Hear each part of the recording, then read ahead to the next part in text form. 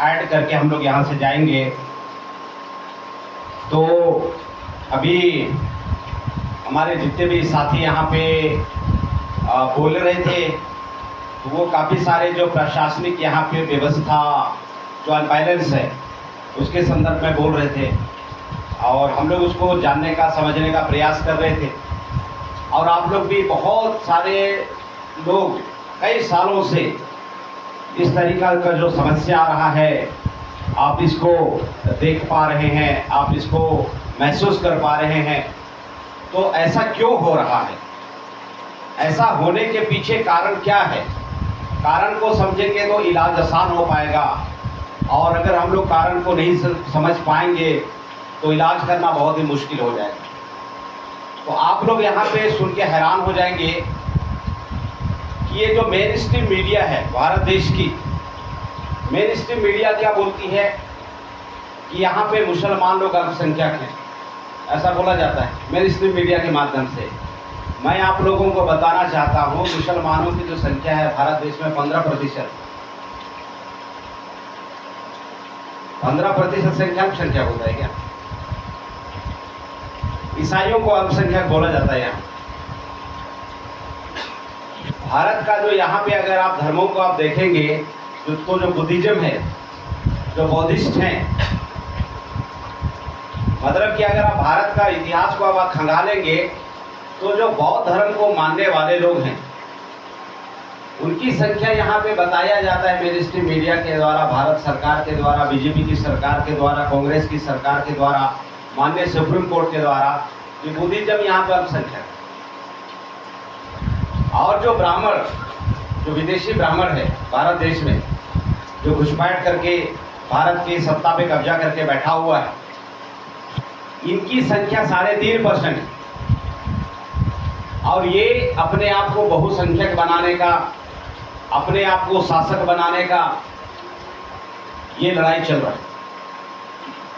आप लोगों को लग रहा होगा ये धर्म की लड़ाई चल रहा है, प्रताड़ना जो हो रही है तो धर्म की लड़ाई चल रहा होगा, आपको ऐसा लग रहा है? नहीं, ये धर्म की लड़ाई नहीं चल रहा है, ये बहुसंख्यक बनने का लड़ाई चल रहा है, इस देश का शासक बनने का लड़ाई चल रहा है। तो उस बात का है, इसको माननीय वामन मेश्राम साहब इसको बोलते हैं घृणा अभियान। घृणा अभियान इसको बोला जाता है। भारत का वास्तविक इतिहास को आप देखेंगे तो अगर आप हिंदी पिक्चर देखते हैं, कभी कभी तो देखते होंगे ना, नहीं देखते? कभी कभी तो देखते हैं। आप ज़्यादातर अगर टेररिज्म की स्टोरी वाला कोई मूवी अगर देखेंगे तो उसमें जो विलेन होता है वो मुसलमान ही होता है हिंदी पिक्चर में। लेकिन अगर भारत का वास्तविक इतिहास को देखेंगे तो जैसे मालेगांव बम ब्लास्ट आप देखेंगे तो जितने भी लोग पकड़ाया वो सब के सब ब्राह्मण थे। पूरे भारत के मूवी इंडस्ट्री के अंदर में, फिल्म इंडस्ट्री के अंदर में ब्राह्मण को आतंकवाद के रूप में प्रस्तुत करने वाला एक भी पिक्चर मैंने नहीं देखा है। आप लोग देखे हैं क्या? तो वो मुसलमानों के प्रति घृणा अभियान शुरू किया, हिंदू मुस्लिम करके घृणा अभियान शुरू किया। क्यों अभियान शुरू किया? क्योंकि उसको बहुसंख्यक बनना है। किसको बहुसंख्यक बनना है? ब्राह्मण को बहुसंख्यक बनना है। उसको अच्छे से पता है कि भारत में हम ही अल्पसंख्यक हैं, ब्राह्मण को अच्छे से पता है। इसीलिए यहाँ पे हमेशा धार्मिक आतंकवाद फैला जा रहा है, धार्मिक सांप्रदायिक लड़ाई यहाँ पे लगवाया जा रहा है ताकि इसका प्रतिक्रिया हो सके। क्रिया और प्रतिक्रिया का सिद्धांत होता है साथियों। तो मुसलमानों के प्रति घृणा अभियान अगर चलाया जाएगा तो मुसलमानों को छोड़ के जो भी एसटी, एससी, ओबीसी माइनॉरिटी का आदमी है प्रतिक्रिया में अपने आप को ब्राह्मण धर्म समर्थक बताएगा। ब्राह्मण धर्म समर्थक मतलब क्या है साथियों? अपने आप को हिंदू के रूप में आइडेंटिटी करेगा। तो मुसलमानों को जैसा घृणा अभियान चलाया, पैरेलल में ईसाइयों के विरोध में इन्होंने घृणा अभियान चलाना शुरू किया। तो ये नॉन स्टॉप तरीके से निरंतर चल रहा पूरे भारत देश में। तो इसमें प्रथम दृष्टि अगर आप देखेंगे तो इसमें ऐसा लगता है कि धर्म की लड़ाई चल रही है, ऐसा लगता है। लेकिन साथियों ये धर्म की लड़ाई नहीं है, ये शासक बनने की लड़ाई। अगर वो ये काम नहीं करेगा, मुसलमानों के विरोध में घृणा अभियान नहीं चलाएगा, ईसाइयों के विरोध में घृणा अभियान नहीं चलाएगा, तो प्रतिक्रिया में जो एसटी हैं, एससी हैं, ओबीसी हैं, वो अपने आप को ब्राह्मण धर्म समर्थक नहीं मानेगा। अब कैसे प्रचार करेगा ब्राह्मण धर्म का? अगर वो प्रचार करेगा, ब्राह्मण लोग क्या प्रचार करेगा कि हम आपको ब्राह्मण धर्म का अनुयायी बनाना चाहते हैं, एसटी के पास में जाके ऐसा बोलेगा, तो एसटी क्या जवाब देगा? अबे तेरे को मानना तो मानना, मेरे पास में क्यों प्रचार करने आता है ब्राह्मण धर्म को? ये तेरा धर्म है, तू जान। एससी के पास में जाएगा तो एससी भी ऐसे जवाब देगा, ओबीसी के पास में जाएगा तो ओबीसी भी ऐसे जवाब देगा। तो वो क्या है, वो हिंदू के नाम से प्रचार प्रसार करना शुरू करता है। ईसाइयों के प्रति जबरदस्त घृणा अभियान, मुसलमानों के प्रति जबरदस्त घृणा अभियान। तो एसटी, एससी, ओबीसी जो बचे हुए हैं, जो ईसाई धर्म को नहीं मानता है, जो मुसलमान धर्म को नहीं मानता, इस्लाम को नहीं मानता है, वो प्रतिक्रिया में अपने आप को धीरे धीरे धीरे धीरे हिंदू समझना शुरू करता है। और ये धर्मों की संख्या को बढ़ाने का मामला नहीं है, ये बहुसंख्यक होने का मामला है, ताकि इस देश का शासक बना रह सके। ये पहला मामला है, इसको समझना बहुत जरूरी है। तो हम लोग इस बात को अब समझ लिए, तो हम लोगों को व्यवहार कैसे करना है? हम लोगों को ब्राह्मणों का जो सामाजिक संगठन है, उसमें हमारे एसटी, एससी, ओबीसी को उसके सामाजिक संगठन का हिस्सेदार नहीं बनना है। उनका सामाजिक संगठन कौन कौन सा है? उनका सामाजिक संगठन का नाम है आरएसएस।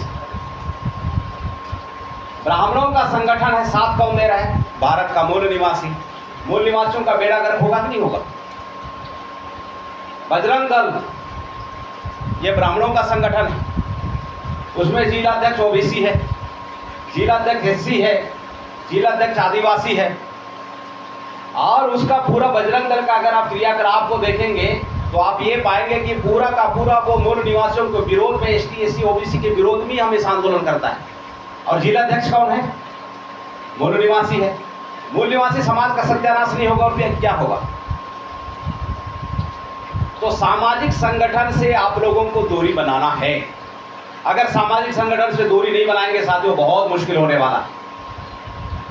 मैं आप लोगों को उदाहरण के माध्यम से समझाने का प्रयास करता हूं कि जो बंदा जहर खा के मर रहा है, अगर उस बंदे को फिर से जहर खिला दिया जाए तो जल्दी सही होगा कि जल्दी मरेगा?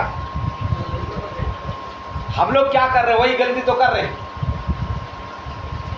भाई। हम लोगों को जहर को काटने वाली दवा को जल्दी उसको खिलाना चाहिए। हम लोग क्या कर रहे हैं? ब्राह्मणों का सामाजिक संगठन को मजबूत करने में लगे हुए हैं। मैं यहाँ पे जो बैठे हुए हमारे जो साथी हैं, मैं उनकी बात नहीं कर रहा हूँ, लेकिन यहाँ पे जो नहीं बैठे हैं उन लोग कैसा कर रहे हैं ना, ब्राह्मणों का राजनीतिक पार्टी को वो मजबूत करने में लगा हुआ है। आज ये जो समस्या छत्तीसगढ़ में विकराल रूप धारण कर रहा है, ये ब्राह्मणों की भारतीय जनता पार्टी का सरकार बनाने की वजह से ऐसा हो रहा है।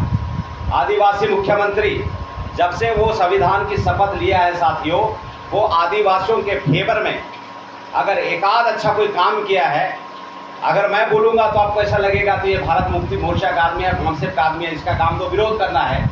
आप लोग तो यहाँ पे बैठे हुए हैं, आदिवासियों के फेवर में अगर एकाध अगर सही काम किया है, एकाध, तो हाथ खड़ा करके आप थोड़ा सा बताइए तो कि 2023 के बाद में भी 2025 2 साल बीत गया है। इस 2 साल के कार्य अवधि में मुख्यमंत्री विष्णुदेव साय छत्तीसगढ़ फलाना फलाना काम आदिवासियों के फेवर में किया है। आप लोग बताइए तो नजर आ रहा है काम? एससी के फेवर में, ओबीसी के फेवर में, और जो विपक्ष के रूप में जो ब्राह्मणों की दूसरी पार्टी है, पहली पार्टी बोलना चाहिए, क्योंकि 1885 में कांग्रेस बना है। बीजेपी की गलत नीतियों का विरोध छत्तीसगढ़ में बहुल एकदम जबरदस्त तरीके से कितने लोगों ने किया? छत्तीसगढ़ में ऐसा कोई डाटा है क्या? तो मामला यहाँ पे ऐसा, हमारे लोग अनजाने में ब्राह्मणों का राजनीतिक पार्टी को मजबूत करने में लगे हुए हैं। ब्राह्मणों की राजनीतिक पार्टी के द्वारा सरकार बनता है, विपक्ष में ब्राह्मणों की पार्टी का सरकार, विपक्ष में भी ब्राह्मणों का ही पार्टी होता है, और जब भी सत्ता में जो रूलिंग पार्टी है वो जन विरोधी काम करता है, तो जो अपोजिशन पार्टी है बिल्कुल एकदम मुंह में दही जमा के बैठ जाता है। अभी भारत मुक्ति मोर्चा पूरे देश भर में विरोध कर रहा है। आरएसएस का हालत खराब हो गया, बीजेपी का हालत खराब हो गया, कांग्रेस का हालत खराब हो गया। तो ये लोकतंत्र का डिमांड है साथियों कि अगर एक रोलिंग होगा तो मजबूत ओपोजिशन होना चाहिए। लेकिन हमारे लोग 1952 से लगातार चुनाव हो रहा है और अभी 2025 है, तो लगातार ब्राह्मणों का पार्टी, इसी को मान्यवर कांशीराम साहब क्या बोलते थे, सीताराम जाता है राजा राम आता है, राजा राम आता है सीताराम जाता है। एक ब्राह्मण की पार्टी आती है, दूसरा ब्राह्मण की पार्टी जाती है, दूसरा ब्राह्मण की पार्टी आती है, दूसरा ब्राह्मण की पार्टी जाती है। ये जो आने जाने का जो सिलसिला है साथियों, ये लगा हुआ ही। परिवर्तन कैसे होगा? एक चोरी से चुपचाप तरीके से हमारे समाज को शोषण करने वाला पार्टी और एक पार्टी खुल्ला शोषण करने वाला पार्टी, हमारे लोग ये दोनों का मौका दिया। ये सत्यानाश का कारण है, बहुत भयंकर सत्यानाश का कारण ये। तो मैं यहाँ पे आप लोगों को ये बताना चाह रहा हूँ कि हमारे समाज में ज़्यादातर दिक्कत क्या हो जाता है, ज़्यादातर दिक्कत ये होता है कि अगर हमारा कोई सामाजिक कार्यक्रम चलते रहता है, कोई धार्मिक कार्यक्रम चलते रहता है, या किसी भी तरह का कोई भी संगोष्ठी चलते रहता है, तो हमारे लोग क्या बोलते हैं साथियों, हमारे लोग बोलते हैं कि राजनीति का बात मत करना, ऐसा हमारे लोग बोलते हैं। सोचिए कितना गलत है भी।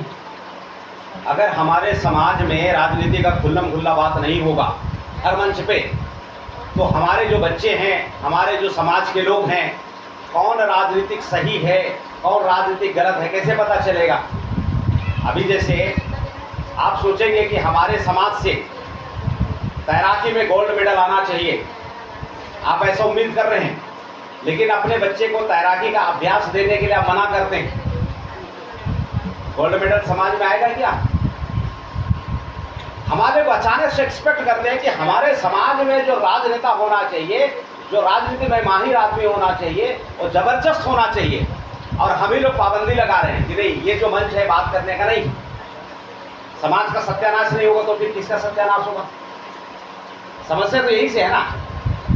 मैं बताता हूँ अक्सर कि जो छोटा बच्चा होता है, वो नाक अगर पोंछने ना जान रहा हो, अगर सित्तर पोंछने भी नहीं जान हो तो चलेगा, सित्तर पोंछने नहीं जानने वाला बच्चा को भी अगर पता चल जाए कि हमारे समाज के फेवर में कौन सा राजनीतिक पार्टी सही है और कौन राजनीतिक पार्टी सही नहीं है, अगर छोटा बच्चा को पता चले, ऐसा अगर हम लोग समाज में ज्ञान बढ़ाएंगे, विज्ञान बढ़ाएंगे, तर्क बढ़ाएंगे साथियों, तब जाके हमारा समाज दोस्त को और दुश्मन को पहचान पाएगा। आज पूरे ST SC OBC समाज के अंदर में मैं देख के हैरान हो जाता हूँ।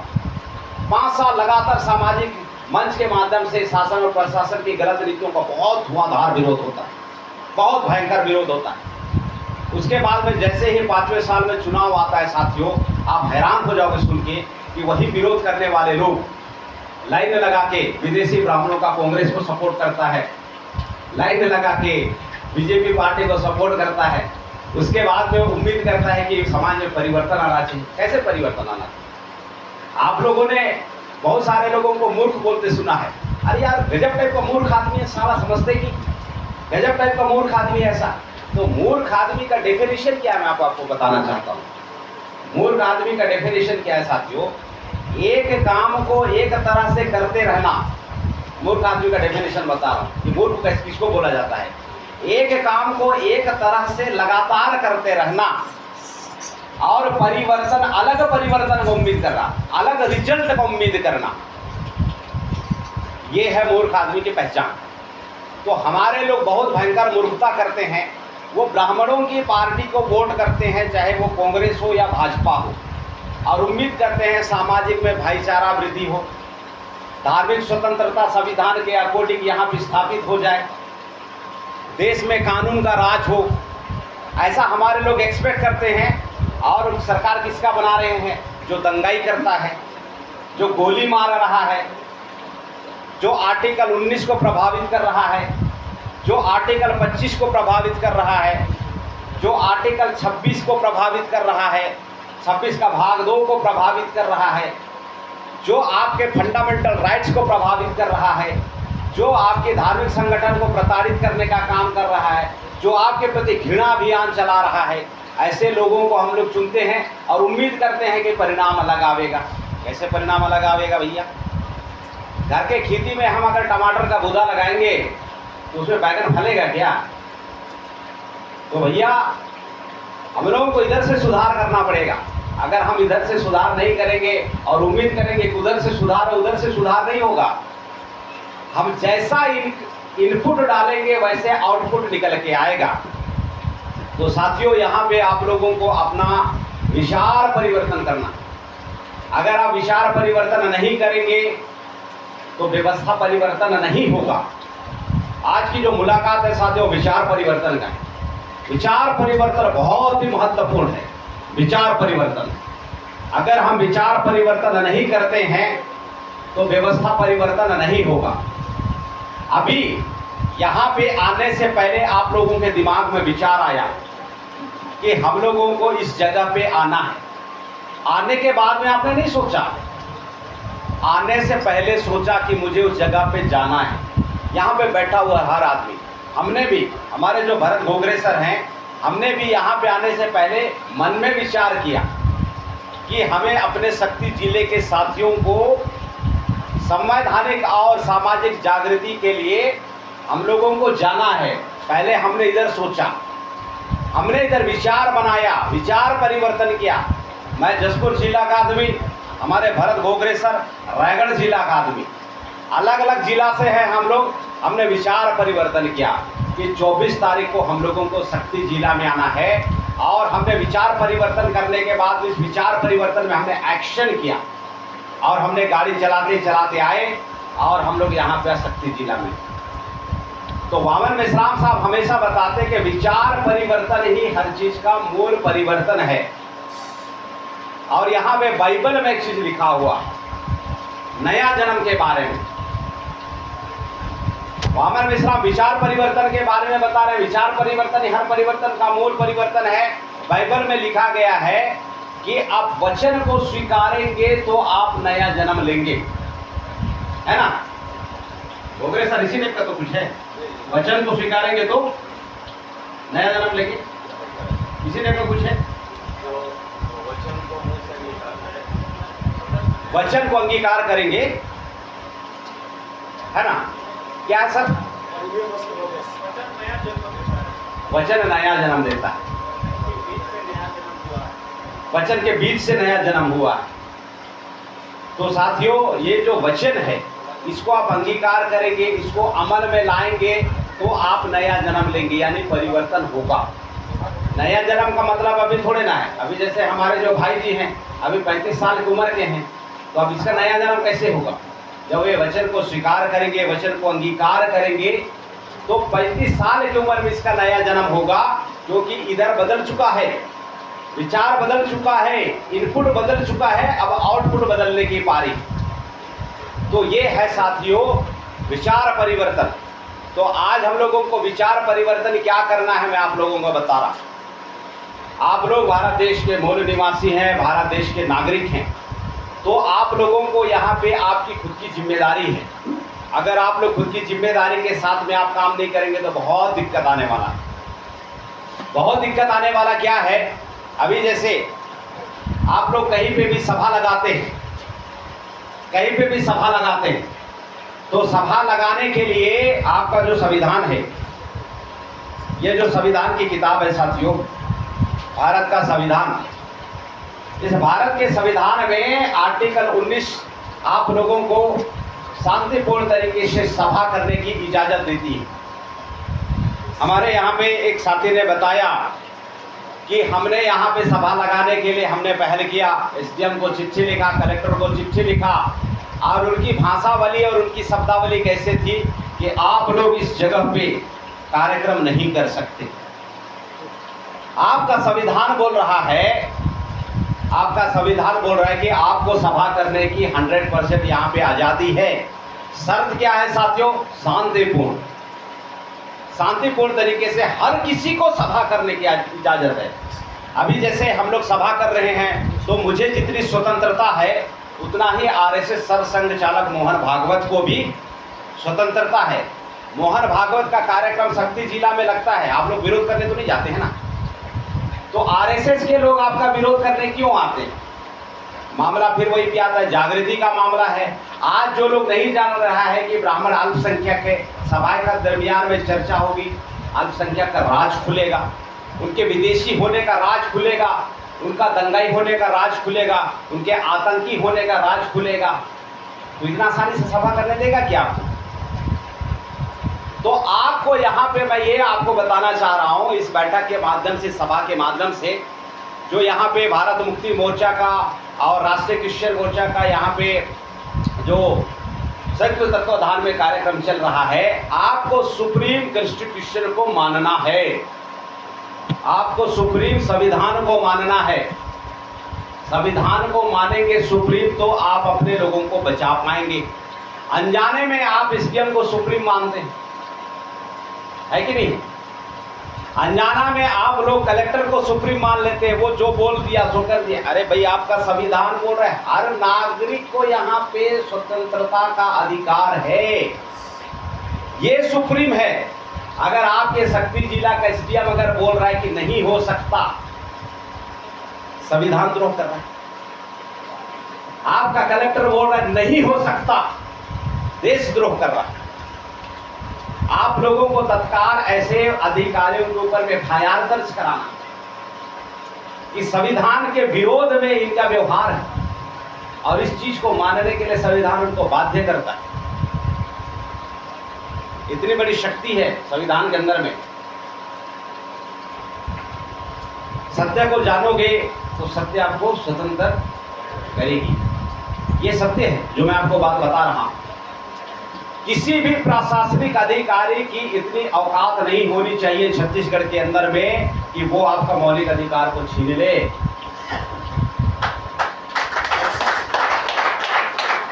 और ये आप लोगों को विजेता वाला व्यवहार आप लोगों को बनाना पड़ेगा, आप लोगों को ताकत निर्माण करना पड़ेगा, आपके हिस्से की लड़ाई आप लोगों को स्वयं लड़ना पड़ेगा। आज बीजेपी की यहाँ पे छत्तीसगढ़ में सरकार है, केंद्र में सरकार है, ऑपोजिशन में यहाँ पे कांग्रेस है, ऑपोजिशन में वहाँ पे कांग्रेस है। ये दोनों पार्टी के लोग एक ही थैले के चट्टे बट्टे लोग हैं, विदेशी ब्राह्मण लोग। वो एसटी एससी ओबीसी के भले में कभी भी कदम नहीं उठाएगा। आपको नहीं मानना है, जब भी कार्यक्रम लगे आपको गिड़गिड़ाना नहीं है।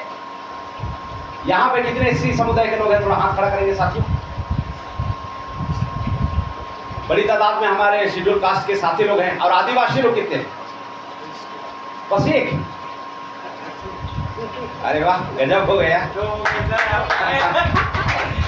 अरे वाह, हाँ, तो यहाँ पे आदिवासियों की संख्या कम है, बढ़िया है, कोई दिक्कत नहीं। मैं तो क्या है कि सभी लोगों को मूल निवासी मानता हूँ।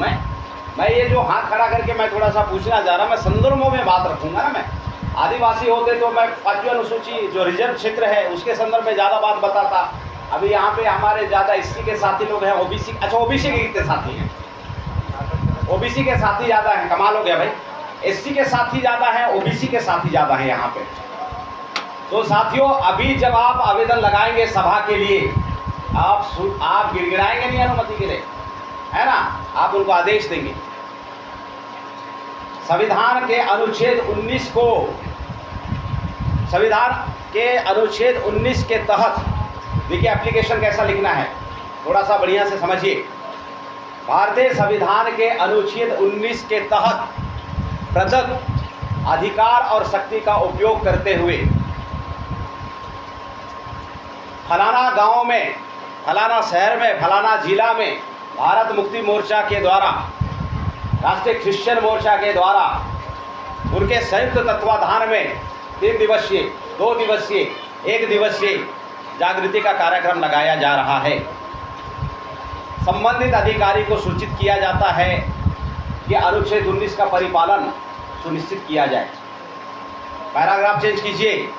लिखना क्या है उसमें, अगर अनुच्छेद 19 का हनन आरएसएस के गुंडे मवालियों के द्वारा, बजरंग दल के द्वारा या संबंधित एसडीएम या फिर संबंधित कलेक्टर के द्वारा अगर हनन करने का प्रयास किया जाता है तो 2 दिवस के अंदर में शक्ति जिला के समस्त 15 लाख लोग कलेक्टर के कार्यालय को ताला लगाने का काम किया करेंगे। एप्लीकेशन का फॉर्मेट ऐसा होना चाहिए, क्योंकि कलेक्टर को 275 जो संचित निधि है जहां से तनख्वाह मिलता है, उस तनख्वाह मिलने वाले जगह पे जो संविधान है 275 संचित निधि, आप वहां पे चिट्ठी लिख के आप उसका तनख्वाह रुकवा सकते हैं, आप उसका पेंशन रुकवा सकते हैं। बार बार बोल रहा हूँ साथियों, सत्य को जानोगे तो सत्य आज़ाद करेगा, सत्य को नहीं जानेंगे तो आज़ाद नहीं हो पाएंगे। तो ये आप लोगों के ऊपर है, वो जो नौकरी कर रहा है आपके टैक्स से, जो सैलरी ले रहा है, पेंशन ले रहा है, वो आपके मौलिक अधिकारों का संरक्षण करने के लिए बैठा हुआ है। वो उसको नहीं हो सकता कार्यक्रम, इसके लिए आप लोग नहीं बिठाए हैं। शक्ति जिला में कार्यक्रम हो और अनुच्छेद 19 संरक्षण में रहे, इसके लिए उसको आप बिठाए हैं। लेकिन यहाँ में तो मामला उल्टा है, जिसको रक्षा करना चाहिए वही उसका भक्षक कर रहा है। उससे भी ज़्यादा भयंकर बात है कि वो भक्षक कर रहा है और हम लोग उसको बर्दाश्त कर रहे हैं। ऐसे स्टेप और कलेक्टर को बर्दाश्त करना चाहिए क्या? तो हम लोग क्यों बर्दाश्त कर रहे हैं? अज्ञानता की वजह से। सत्य को जानोगे तो सत्य आजाद करेगा साथियों।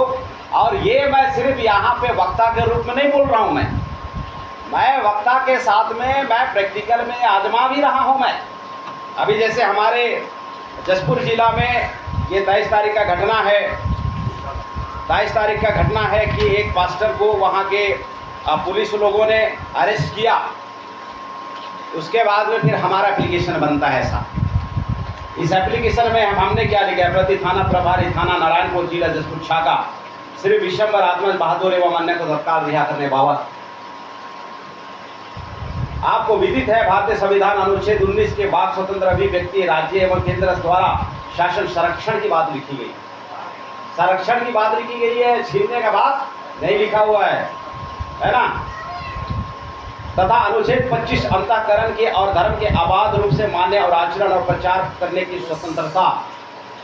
भाग 1 लोक व्यवस्था सदाचार और स्वस्थ तथा इस भाग के अन्य उपबंधों के अधीन। उपबंध का मतलब होता है साथियों नियमावली, कानून व्यवस्था, है ना, के अधीन रहते हुए सभी व्यक्तियों को अंतःकरण की स्वतंत्रता का धर्म के आबाद रूप से मान्य और आचरण करने का समान हक होगा। अगर यहाँ पे बुद्धिज्म अगर अपना धर्म को मान रहा है तो ब्राह्मण भी अपना धर्म को मान ले। हमारे बाप का क्या जाता है? ये कुछ जाता है हमारे बाप का अगर वो अपना ब्राह्मण धर्म को मान ले तो। ईसाई अपना धर्म को मान ले, मुसलमान अपना धर्म को मान ले, इस्लाम मान ले, जैनिज्म अपना धर्म को मान ले, लिंगायत अपना धर्म को मान ले, आदिवासी अपना सरना धर्म को मान ले, गोड़ी अपना गोड़ी धर्म को मान ले, अपने कोई दिक्कत नहीं, समान हक होगा।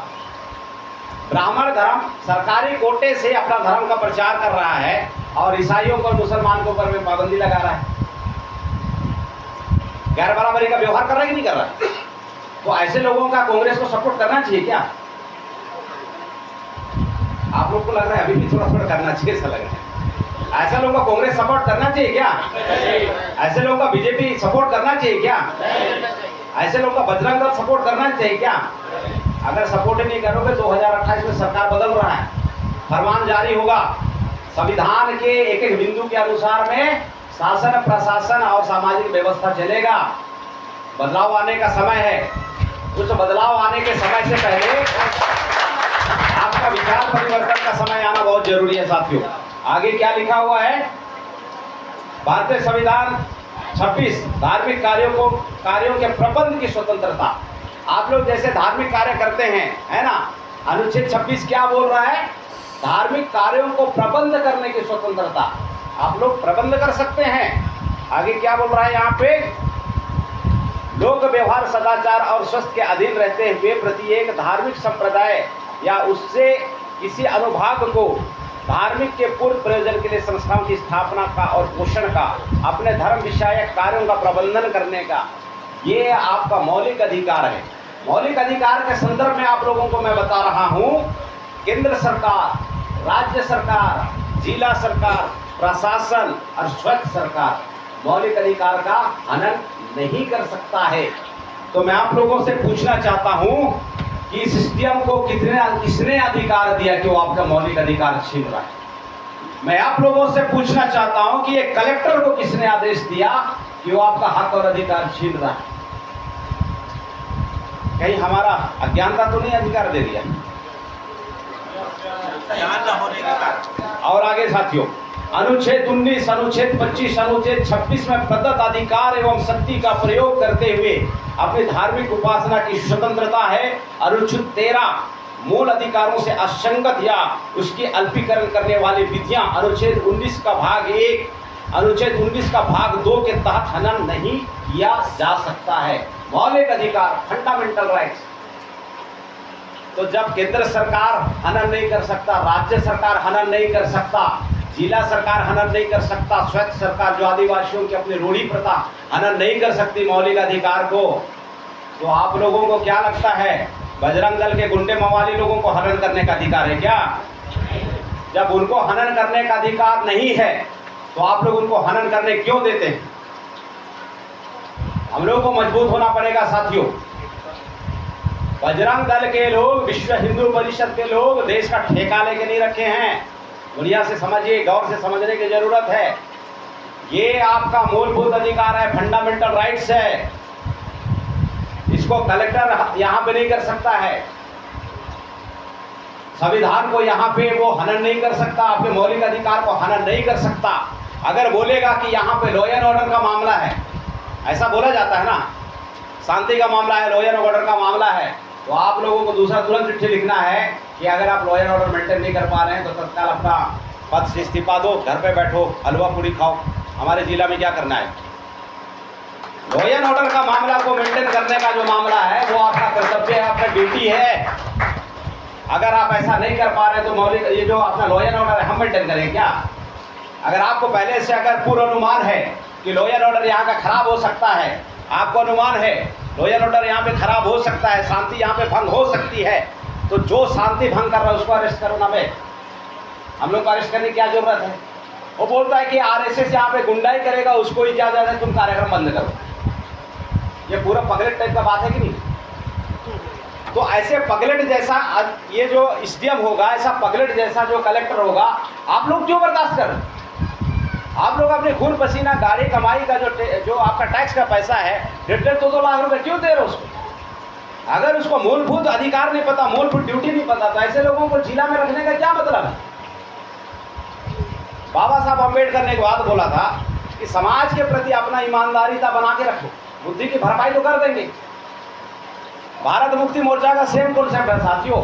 आपको ऐसा लग रहा होगा पता नहीं मैं ऐसा बोल पाऊंगा नहीं बोल पाऊंगा, अरे 2 साल टिक जाओ, भारत मुक्ति मोर्चा में धुआं कर दोगे।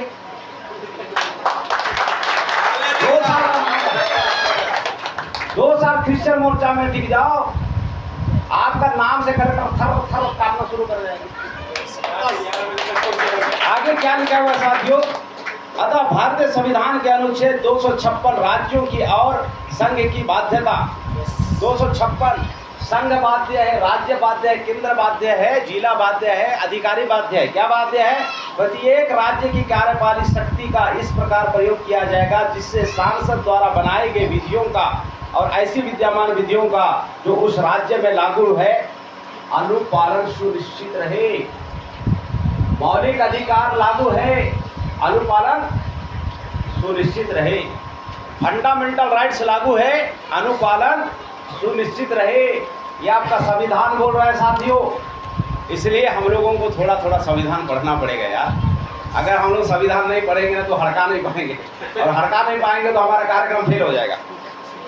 उसके बाद में आगे क्या लिखा हुआ है मैं आपको बताता हूँ। मैं उसके बाद में यहाँ पे लिखा हुआ है जिला जसपुर थाना नारायणपुर 5 अनुसूचित रिजर्व क्षेत्र के अंतर्गत आता है।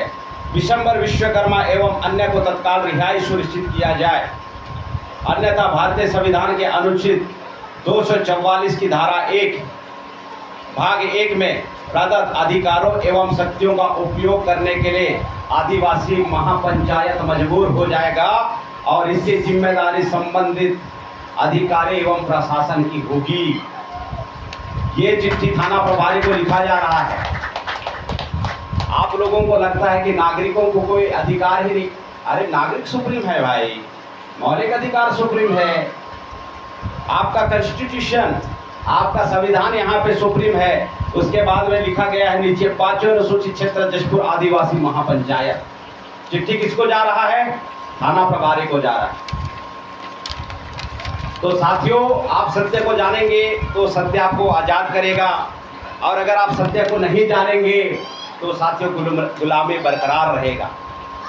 तो आप लोगों को ऐसा व्यवहार करने के लिए आप लोगों का अभ्यास करना पड़ेगा, और हम लोग आप लोगों का अभ्यास कराने के लिए आए हुए यहाँ पे। अभ्यास करना बहुत जरूरी है। अभ्यास नहीं करेंगे तो काम नहीं हो सकता है साथियों। और यहाँ पे शक्ति जिला अगर यहाँ पे 5वें अनुसूचित क्षेत्र में नहीं है, और यहाँ पे अगर आदिवासी निवास करता है, तो यहाँ पे रिजर्व क्षेत्र नहीं है, लेकिन आदिवासियों के लिए, जो जनजातियों के लिए यहाँ पे जो आदिवासी सलाहकार समिति, उसके माध्यम से वो एक्स्ट्रा प्रिविलेज ले सकता है। तो आज यहाँ पे आदिवासी ज़्यादा नहीं है।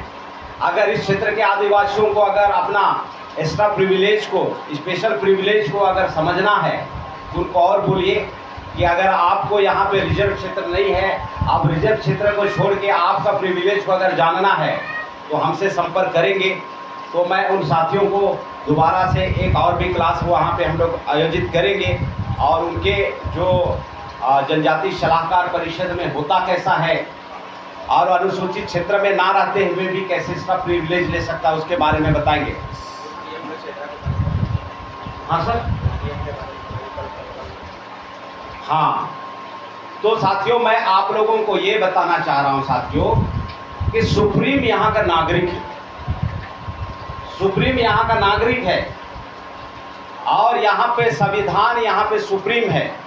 हमारे लोगों से भूल क्या हो जाता है, और हमारा दैनिक बोलचाल क्या होता है कि भैया बीजेपी की सरकार है, कुछ भी हो सकता है।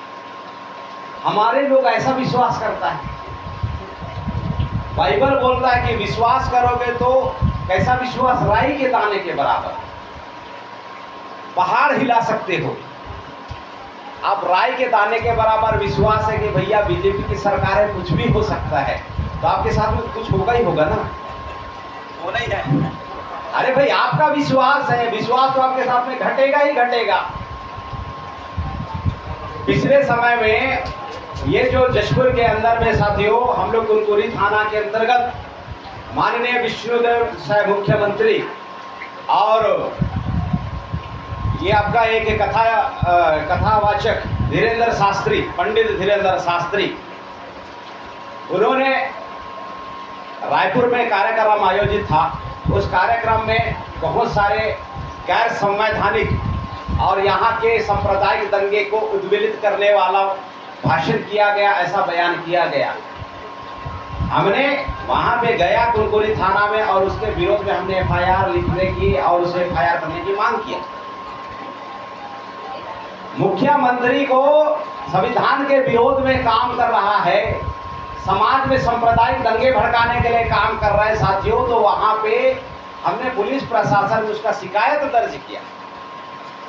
ये हमारा विश्वास है, क्योंकि हम यहाँ पे कॉन्स्टिट्यूशन को सुप्रीम मानते हैं, यहाँ के नागरिकों को सुप्रीम मानते हैं, यहाँ के नागरिकों को हम सुप्रीम मानते हैं। लेकिन लोगों का विश्वास है कि अरे बीजेपी का राज, अरे यहाँ का कलेक्टर है, यहाँ का तहसीलदार है, यहाँ का जो तहसीलदार है, यहाँ का कलेक्टर, यहाँ के CM है, वो आपके रहमो करम से नौकरी कर रहा है। अगर आपको नहीं चाहिए तो रह नहीं सकता। संविधान के अगेंस्ट में जाकर, संविधान के विरोध में जाकर काम करने को बोला जाता है साथियों संविधान द्रोही, देशद्रोही। और संविधान द्रोह और देशद्रोह का जो सजा बनता है साथियों, वो फांसी का सजा बनता है। एक कलेक्टर अपने इसी रूम में बैठ के बोल रहा है कि आप सवाल नहीं कर सकते, मौलिक अधिकार का हनन कर रहा है। सबों को जानना बहुत जरूरी है कि बातों को कैसे रखना है।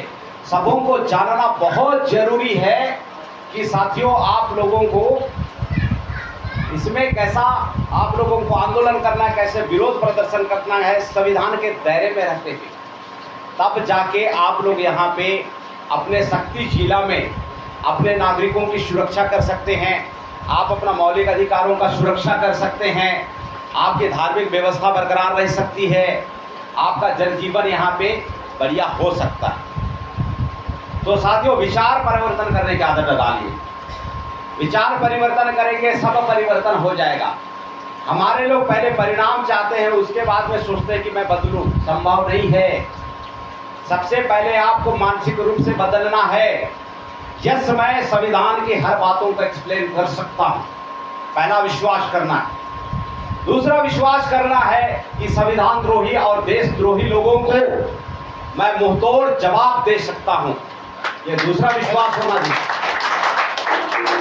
तीसरा विश्वास होना चाहिए कि मैं भारत मुक्ति मोर्चा के साथ में लगातार प्रशिक्षित होकर मैं मेरे समाज के लिए सुरक्षा कवच बनूंगा। ये आप लोगों को ऐसा कमिटमेंट करना पड़ेगा। और साथियों आप लोगों को लग रहा होगा कि पता नहीं ये कैसा होगा, मैं आप लोगों को बताना चाहता हूं, जो अपने आप को जीत लेता है, जो अपने आप को जीत लेता है वो पूरे जहां को जीत लेता है।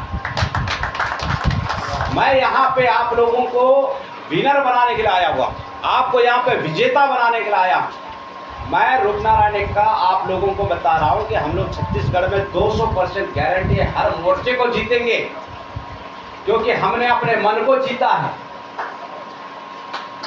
अगर हम धड़ल्ले से यहाँ पे बीजेपी की जो देश विरोधी गतिविधि मोहन भागवत का जिक्र कर सकते हैं, सेंट्रल गवर्नमेंट की संविधान विरोधी जो कि क्रियाकलाप है उसको अगर पूरे धड़ल्ले से चोगा लगा के माइक लगा के पूरा पब्लिक प्लेस में बोल सकते हैं, तो डरपोक आदमी ऐसा बोल पाएगा क्या?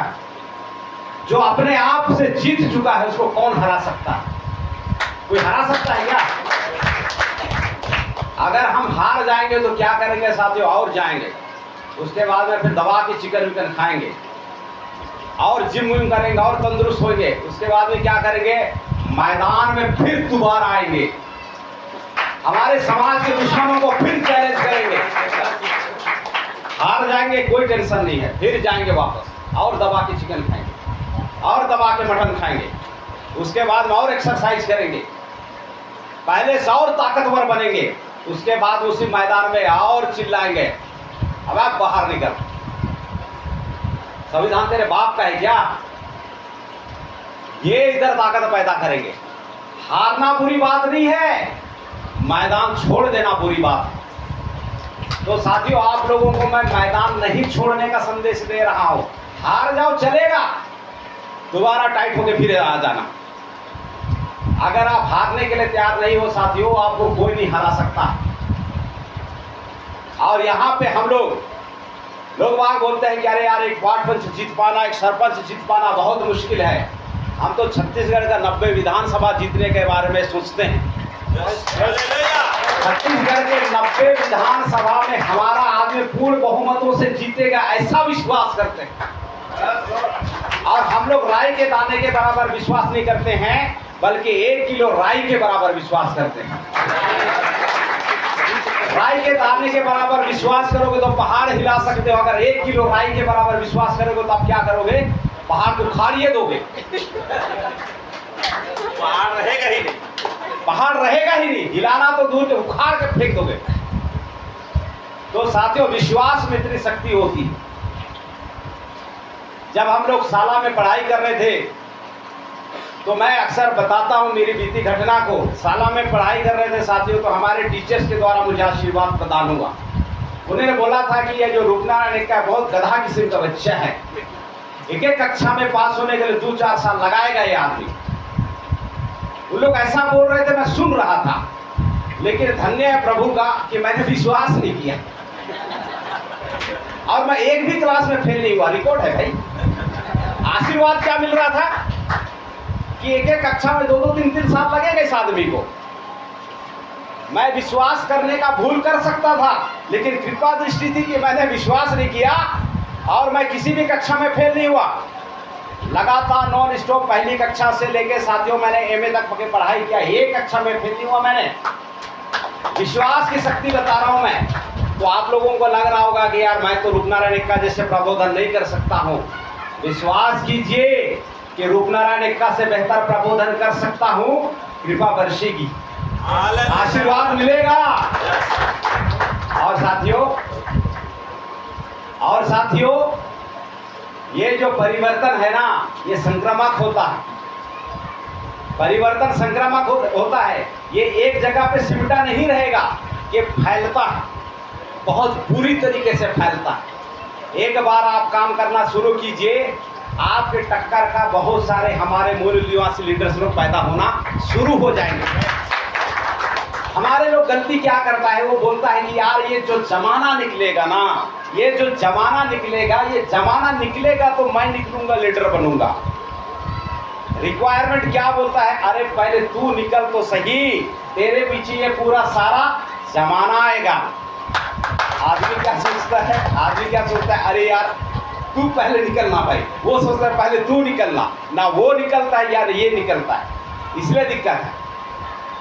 नियम क्या है, जिस आदमी को अकेले चलने का हिम्मत होता है, पूरे जहां का कारवां उसके पीछे होता है। अकेले काम करने का हिम्मत। 2015 में भारत मुक्ति मोर्चा ने परिवर्तन यात्रा की मेरी जशपुर जिला में जिम्मेदारी लगाई और मेरे जो पदाधिकारी साथी और भारत मुक्ति मोर्चा के साथी लोग बहुत स्मार्ट, गजब का स्मार्ट थे भाई। मेरे को जिम्मेदारी लगाया। उस समय मैं बहुजन समाज पार्टी में काम करता था और हमारे बहुत सारे नेताओं के साथ में घूमने की वजह से मैं काफ़ी ओवर कॉन्फिडेंस में था। ओवर कॉन्फिडेंस क्या था कि भैया मैं बुलाऊंगा तो 200-500 लोग आना तो तय है। और मैंने लोगों को निमंत्रण देना शुरू किया। आप लोग नतीजा को देख के हैरान हो जाएंगे, एक आदमी नहीं आया। औसत का नियम फेल। बोलते हैं कि औसत का नियम काम करता, उस दिन औसत का नियम भी फेल हो गया। अब मेरे दिमाग में किंतु परंतु चलना शुरू हुआ, यार मैं यहाँ से भागूं कि रुकूं, भागूं कि रुकूं। एक मन करता है तो भाग जा, एक मन करता है तो रुक जा।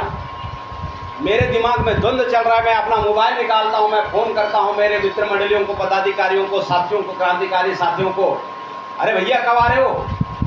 आप 11 बजे आएंगे ऐसा बोले हैं। अभी 11:15 हो गया, 30 मिनट हो गया, 55 मिनट हो गया, 12 बज गया भाई, 1 बज गया भाई, 2 बज गया। उन लोग पड़ा है बस 5 मिनट में हम लोग पहुँच रहे हैं, आपका नोरो घाट चढ़ चुके। मैं इंतजार करता हूँ, 5 मिनट और बीतता है, फिर फोन करता हूँ, बस यार इधर ये हमारा थोड़ा सा कुछ लोग मिल गए थे इधर, उनको हमने परिवर्तन यात्रा के बारे में बताया, पहुँच रहे तो बैठ।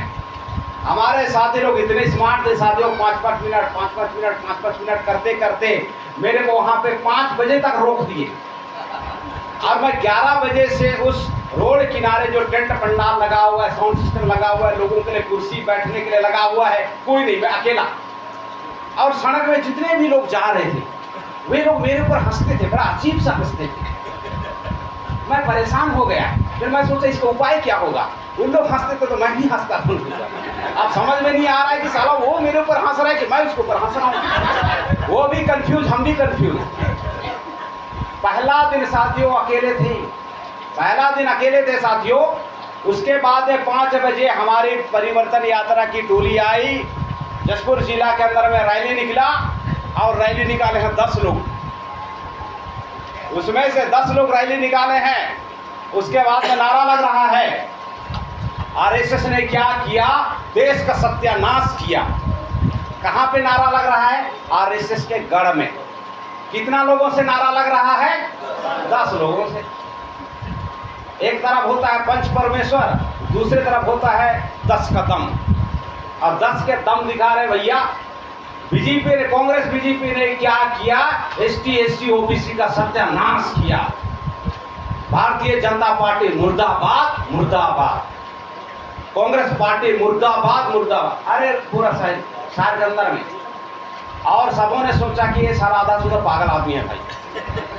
और जिसको विश्वास हो जाता है कि आधा सुधा पागल आदमी है, वो पागल आदमी बहुत सुरक्षित रहता है। आप लोग के शक्ति जिला में होंगे बहुत सारे लोग ऐसे, है ना। और जो पगला टाइप का होता है उससे दूसरों को खतरा हो जाता है। तो अगर थोड़ा थोड़ा पागलपंथी वाला श्रृंगार करना है तो श्रृंगार करने में हर्जा नहीं होना चाहिए। तो जीवन में कुछ विशेष अचीवमेंट करना चाहिए। विशेष अचीवमेंट अगर कुछ करना है साथियों, तो इधर से पागल होना बहुत जरूरी है। कुछ पागल लोग ऐसे होते हैं कि कपड़े फाड़ लेते हैं, और कुछ लोग ऐसे पागल होते हैं कि अच्छा सा कपड़ा पहन लेते हैं। तो आप लोगों को अच्छा सा कपड़ा पहन के पागल हो जाना है। आपको मेंटली पागल नहीं होना है, आपको फिजिकली पागल नहीं होना, आपको मेंटली पागल होना है। पागलपन आज़ादी के लिए, पागलपन बेहतर शासक बनाने के लिए, अपने पीढ़ी को, अपने लोगों को शासक बनाना है ना साथियों। ऐसा पागलपंथी दिमाग में लोड करना है। और जिस दिन में दिमाग में लोड करोगे साथियों, क्या घटना होगा पता है? जिस दिन पागलपंथी आपके दिमाग में लोड हो जाएगा, और जिस दिन आप लोग पैंतरा सीख जाएंगे कानून और संविधान के दायरे में कैसे लड़ना है, क्या होगा मैं आपको बता रहा हूँ। कमाल हो जाएगा, धमाल हो जाएगा। जैसे आप लोग मोटरसाइकिल या कार में चलते हैं, रास्ते में बकरी सोया रहता है, अब तुरंत हॉर्न दबाते हैं, तुरंत बिना सोचे समझे आपका जो हाथ है हॉर्न में चला जाता है साथियों, तुरंत दबा देते हैं। लेकिन वहीं पे अगर शेर सोया हुआ है, कैसा वाला शेर?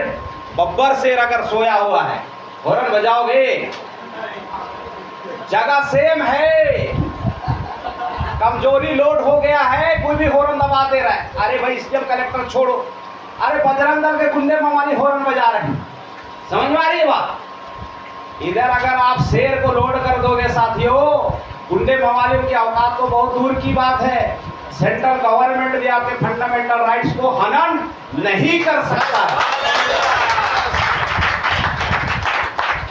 तो सब कुछ आपके ऊपर है। हम लोग सोचते हैं कि फलाना बहुत बुराना है, वो बहुत बुरा है, इसका बहुत बुरा है, ठिकाना बहुत बुरा है।